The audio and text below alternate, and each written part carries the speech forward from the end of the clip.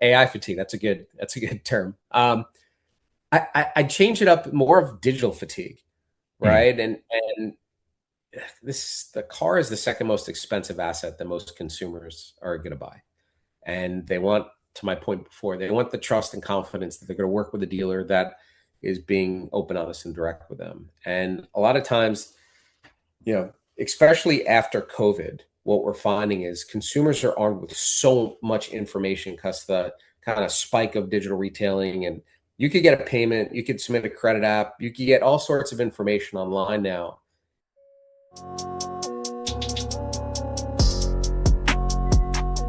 And I'm back after a quick summer break. Today's guest is Jason Barrie, the Chief Operating Officer of PromptPath and longtime automotive retail technology leader, whose career has included DealerTrack, Cox Automotive, Carmatic, and DAS Technology. Jason joins us to discuss how dealers can use AI to strengthen their employees, preserve the human element of buying a car, and turn everyday customer conversations into better operational and financial outcomes. So, Jason, thanks for joining me today on the podcast. Yeah, thanks, Zach. Appreciate you having me. So, you've spent 2 decades at the intersection of automotive retail and technology. Looking back at your time with DealerTrack, Cox, etc., what experiences most shaped your view of where technology genuinely helps a dealership and where it could possibly get in the way? Yeah, so it's funny when I was talking with a friend in 2005 when I said I got this call from this little company called DealerTrack, and they're trying to do something with credit apps. Doesn't sound very sexy or cool. And he's like, "Oh, what do they do?" I'm like, "Well, dealers use fax machines to send in credit applications, and they're using the internet to now, change that." And we kind of laughed, we chuckled. They're like, "Fax machines? That's crazy. That's bonkers." And we know what happened. From there is the F&I space really transformed with efficiencies that dealers were getting real-time decisions. They were creating efficiencies and automations, and this concept of the fax machine pretty much died. And from there, that was that passion, that vision that the leaders at DealerTrack had. It's about making people better in our Mm. industry. We are a people industry, and technology as a whole continues to kind of flood its way into a lot of different industries, including automotive. And kind of my core pillar to answer your question, like the technology that enables humans to do better, to be more efficient, to create a better customer experience. Like that's why we're in this business, and that's the passion that I've got for what we're doing here at PromptPath. So. Very well said. And another question, what did your experience at Carmatic teach you about which parts of the transaction customers are comfortable completing digitally and which moments still require a knowledgeable human being, whether a salesperson, to be involved? Yeah. So the experience at Carmatic was great. So we built a technology that allowed for payments to be presented side by side across vehicles to make it a really good customer buying experience. And we actually use that same technology to sell cars. It was my first experience to actually sell cars. Right. We have a team of concierges. We have delivery team members. It was an amazing experience. And prior to that, I was really just on the technology side. So I cut my teeth. I had a whole bunch of ties that were cut, for the old dogs that are out there Love that.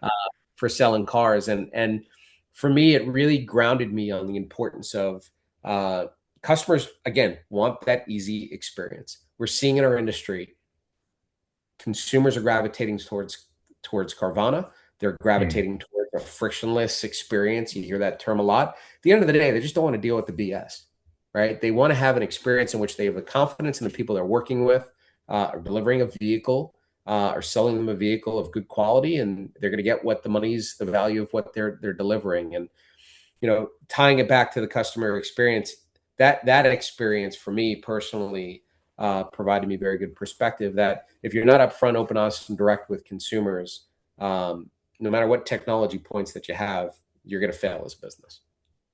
And a follow-up to that, when promising dealership technology fails to gain traction, is the problem usually product? Is it the implementation, the store's process, employee buy-in? What's your perspective? All the above.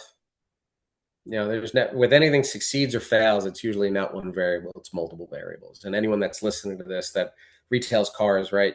You could Hmm. have great months or bad months, but you have the same people that are sitting in the seats. You have the same technologies that are supporting you, and you could identify what those points of failures are. And the reality is sometimes it's kind of hard to figure that out. True. And like, is the technology working? Is my website or my CRM or my compliance tool or my chat tool, or pick your poison of whatever the technology is? Um, Sometimes it's kind of hard to say like what's working and what's not and why.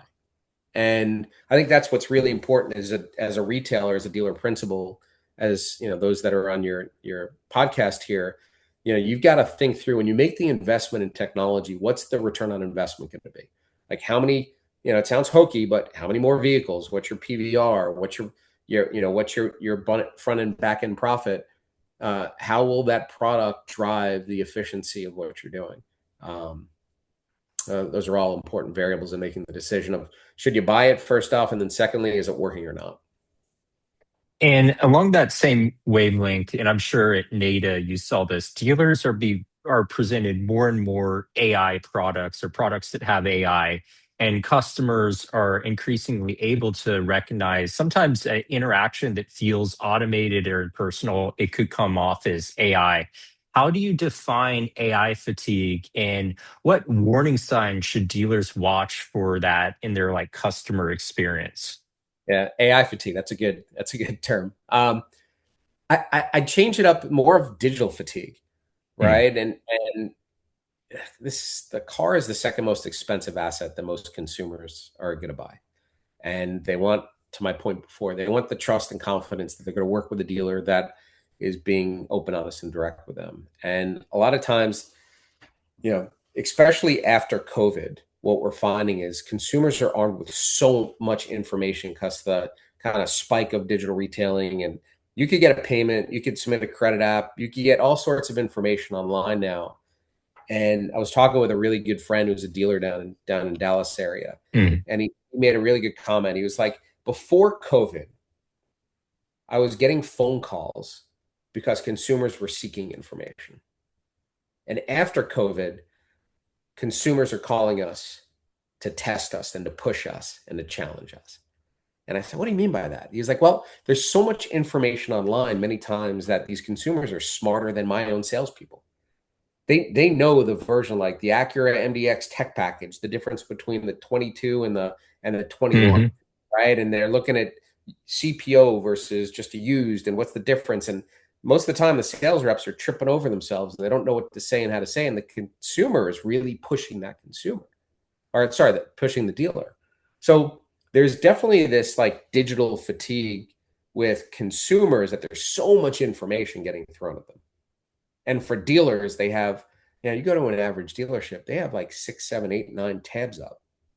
Mhm. They have, Yeah, their inventory management tool, their credit tool, they have their, CRM, they have their chat, they have all these things, and their brains are about to go. sure. So in the world of over technology and AI and digital, how can a dealer use AI to create a better customer experience? That's what it boils down to. So PromptPath says in its mission is to improve the performance of a dealership employee rather than simply replace them. Which tasks should AI take off an employee's plate, and which parts of the customer relationship should remain firmly human-led? Yeah, so great question. And at PromptPath, we're very much focused on the conversation, right? Using AI to support, to enable um, a salesperson, an F&I manager, director, a BDC individual, to be able to create a better customer experience. And our that philosophy of have AI support to make better as opposed to replace, right? Which there are many technologies that are great out in the industry that are creating paths of creating a good customer experience. We believe the dealer personnel is so important to that process. And I want to go back to your question of replacing or whatnot. There's a lot of times right now you think about you're answering the phone. Thank you for calling Barry's Motors. How can I help you? This is Jason. Yeah, I'm interested in a third row SUV. What do you have? Right. So what does a salesperson need to do to respond to that? All right. They need to pull up their website. They need to pull up their inventory.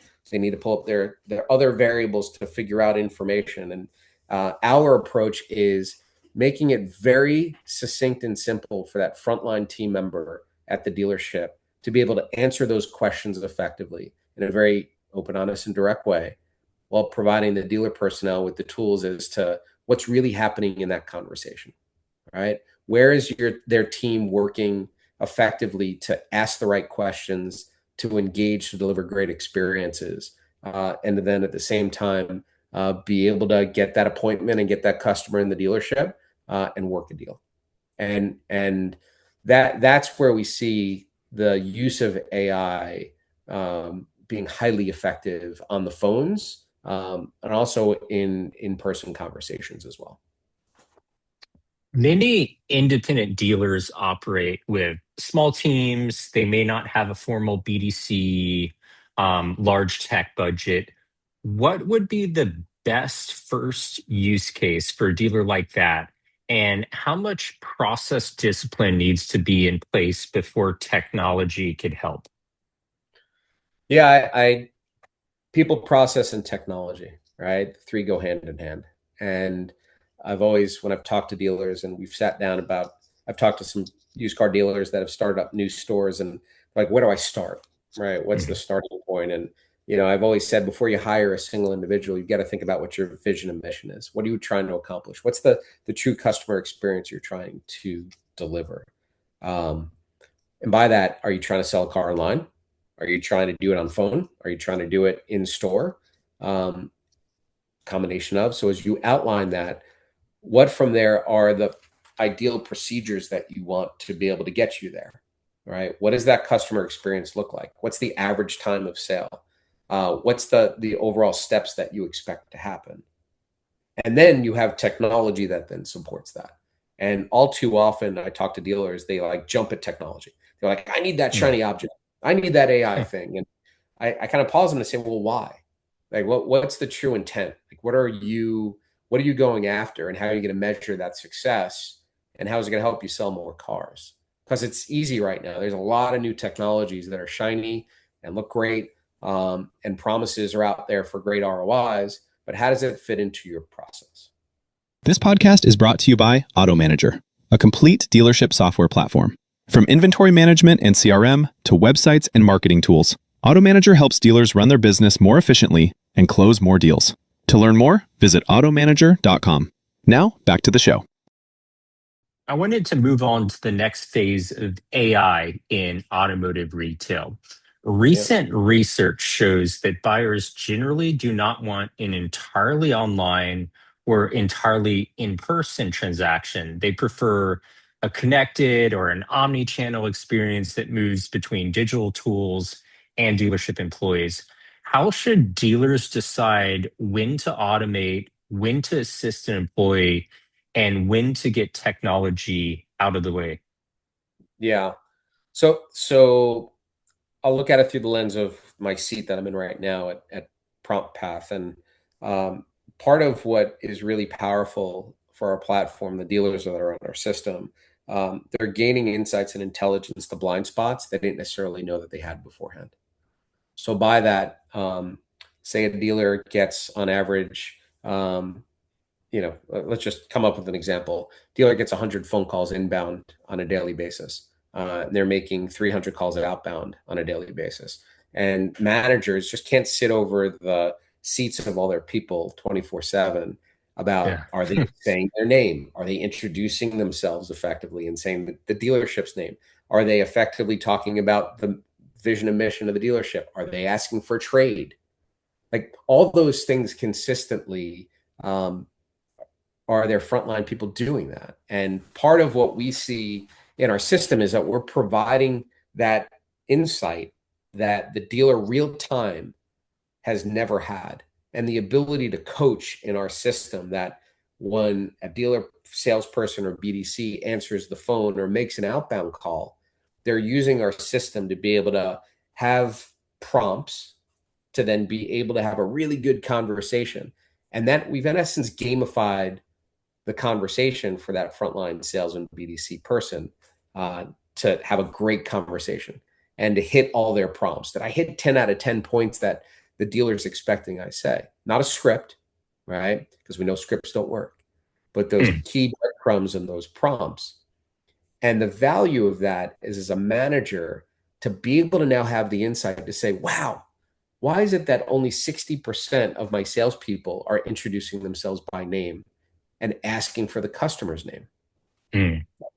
That seems so simple, but to have that insight and data to then use those insights, train your team, reinforce it, and then from there build upon. I want to answer your question of how can technology be used to automate or assist certain components. It comes down to the basics, the basics, the basics. Arm your team with the tools to be effective. In my opinion, our point of view is don't jump to just replace people because the people aren't doing a good job. Look inward to see, are you arming your team with the tools to make them do a better job? So my next question, dealers are becoming more skeptical of generic AI and are Yep. asking for tools that understand like the automotive ecosystem, inventory, dealership data. What information must be automotive specific AI system to understand before its recommendations become useful rather than just like impressive in a demo form, if that makes sense? It does. I guess more of a public service announcement first and foremost. If you're a dealer and if you're allowing your people to use ChatGPT or Grok or Llama or Gemini or Claude or pick your poison, and if you're just using the free version and you're allowing them to upload lists of customers, upload credit apps, right, Oh, to then analyze and understand, the first thing I would do is say stop, right? Because you're in essence creating a compliance risk and you're putting yourself and your dealership at risk. There's a reason why technology companies focused in the automotive industry are doing what they're doing. There's compliance guardrails, there's management of data that's really complex that lean on those partners, those trusted partners to then be able to support you through that. So it's kind of like a public service. And I've got too many dealers that like, what are you doing? Like, oh, I'm analyzing the credit apps from the last like 30 days. ah, And I'm like, oh my goodness, please, like just delete that right now. And totally. kind of going back to, I want to answer your question here. We look at the importance of AI that has made things so easy in the eyes of dealers, right? Finding the right technology partner that meets, starting with that vision, what your process is, supporting your people, and that's where the technology then fits within. And all too often, like on our side of the conversation, on the phone side, every dealer's having phone calls, right? They all have some form of a process, whether it's documented or not. And we think through as a partner to then determine where do we identify those gaps and create solutions and improving the phone conversation as a whole. Very well put. And with affordability, monthly payment pressure continuing to shape purchasing decisions, where can conversation intelligence improve the handoff among sales, F&I, and lenders without creating compliance problems or making promises the dealership cannot keep? Yeah, it's affordability right now is real, right? It's real for a lot of different reasons, right? Obviously, rates are up. You've got the vehicles themselves are higher priced, used cars, new cars across the board, and what we have found in our technology, and we're seeing this through my experience as well. When you have sales and F&I communicating highly effectively, there's a higher probability of increasing your product per sale and also your PVR. So, for example, I was down in Florida at a great dealer partner of ours in Orlando, and they were going through calls, and they were like, "It's a great call, great example of failure," right? Mm. The customer the customer was buying a car for their daughter, and the daughter was going to University of Florida, and it was like a 3-hour drive, and there was a tremendous opportunity to sell a product, including, think about it, tire and wheel protection, right? Right. And use that intelligence in their interview process in F&I to then be able to improve the opportunity to protect that vehicle and the asset, and obviously improve the profit on that deal. And they didn't take advantage of that. And part of what we had a conversation, we trained that dealer on, of having their F&I team still talk to and communicate with the sales team, but use the insights coming from PromptPath to then be able to connect those dots, that in the interview process, you leverage that you're able to rapidly see the summary of a conversation of, oh, hey, Mary, I'm really excited for you and your daughter, Janice, who's going to University of Florida. Congratulations. Let's sit down about the vehicle and go through our options. I have a series of questions, and using those connection points, when you know that handoff is highly effective, you're going to improve the PVR and the product penetration.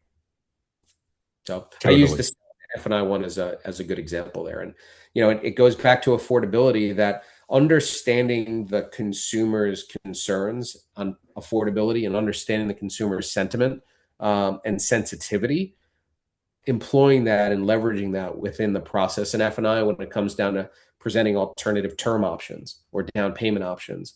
Those are the little details that get lost in the nuance, but they're picked up in a conversation that can be leveraged through each of those steps. So for the last part of the podcast, I wanted to do a rapid fire round, ask you 3 questions and get short answers on each. So to kick it off, the first one, what is one dealership conversation that should never be fully automated? My point of view is F&I. There's a lot of automation that's gone into it. I think the ability to have a highly effective conversation at the tip of the spear, right? This is the most emotional component for a consumer, right? The affordability, the financing, the cost, the protection. I think the importance of using technology to enable, not replace, the human is so important. Next one. What is one customer question that dealership employees consistently handle poorly? I don't know. I'll just lean on the theme that we've got here. It's like, Yeah. what's my real payment going to be, right? What's this thing going to cost me a month? And all too often, not people are afraid to talk about numbers, right? They kind of dodge it, and it's hard, and it's complicated. There's a lot of variables, and most people shy away from it, right? They kick the can to a manager and someone else to try and figure out. And the last one, 3 years from now, will the best salespeople outperform everyone else because they use AI or because they know when not to use it? Yeah, it's a good question. I was in Tennessee. I was in Tennessee last month, and there was a sales rep. I'm going to butcher this, but there was a sales rep that uses our tool that had a comment. He loves it. He was like, listen, I know a lot of people are paranoid that AI is going to take over jobs and whatnot. And, the way I look at it is AI is not going to take over my job. Someone that uses AI could take over my job. And it goes back to self-education, and all of us. I don't care if you've been in the industry for 40 years or you're 20 years old getting in right now. If you're not baseline aware of the tools and capabilities that artificial intelligence provides, you're putting yourself at a major disadvantage. And you shouldn't be concerned about one day AI just replacing your job, but that next guy or gal sitting next to you that's highly proficient to use it to make themselves better, that's your risk. That's your concern. Definitely agree on that one. And Jason, it's just been awesome having you on the podcast. I learned a lot. For those wanting to get in contact with PromptPath or yourself, how can they do that? Yeah, you could go to promptpath.ai. We'd be honored to have a conversation with you about how our technology is supporting dealers in phone conversations, on coaching, on the data to identify the blind spots in your process. Zach, I really appreciate the time here. So thank you.